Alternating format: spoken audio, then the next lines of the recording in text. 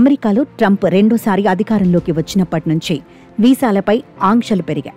ముఖ్యంగా భారతీయులకు విద్యార్థి వీసాలు, చదువు పూర్తయ్యాక తాత్కాలిక ఉద్యోగం చేసుకునేందుకు వీలు కల్పించే H-1B వీసాలు అందడం కష్టంగా మారింది. 2024 అక్టోబర్ నుంచి 2025 మార్చి మధ్య అంతకుముందు ఏడాది ఇదే కాలంతో పోలిస్తే ఏకంగా 43.5% విద్యార్థి వీసాలు తగ్గిపోయాయి. ఈ క్రమంలో అమెరికాకు వెళ్లేందుకు భారతీయులు EB-5 వీసాల మార్గం పడుతున్నారు. ఇక అమెరికాలో గ్రీన్ కార్డులు, H-1B తదితర వీసాలకు సంబంధించి ప్రస్తుతం 1,10,00,000 వరకు దరఖాస్తులు పెండింగ్లో ఉన్నట్టు అంచనా. వాటిని పరిష్కరించేందుకు కొన్నేళ్లు పట్టే అవకాశం ఉంది. ఈ నేపథ్యంలో త్వరగా శాశ్వత నివాస అర్హత పొందేందుకు EB-5 వీసా వీలు కల్పిస్తుంది. అమెరికన్ ఇమిగ్రెంట్ ఇన్వెస్టర్ అలయన్స్ తాజాగా ఈ వివరాలను వెల్లడించింది. గత ఏడాది ఏప్రిల్ నుంచి భారతీయులు EB-5 వీసాల కోసం దరఖాస్తు చేసుకోవడం ఇంతకు ముందెన్నడూ లేనంతగా పెరిగిందని తెలిపింది.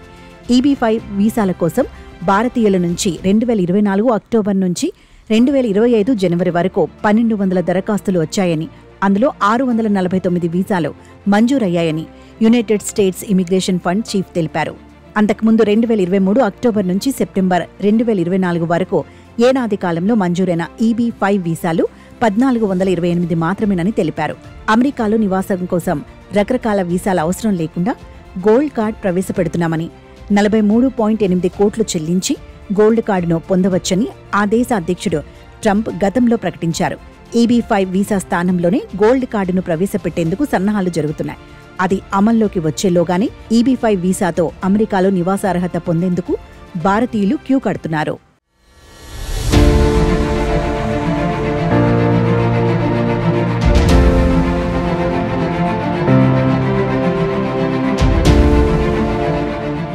కాగా అమెరికాలో పెట్టుబడులు పెట్టి స్థానికంగా ఉద్యోగాలు కల్పించే వారికి నివాసార్హత కల్పిస్తూ EB-5 వీసాలను జారీ చేస్తారు. అమెరికాలోని సాధారణ ప్రాంతాల్లో సుమారు 9.2 కోట్లు లేదా టార్గెటెడ్ ఎంప్లాయ్మెంట్ ఏరియాల్లో 7 కోట్లు పెట్టుబడిగా పెట్టాల్సి ఉంటుంది.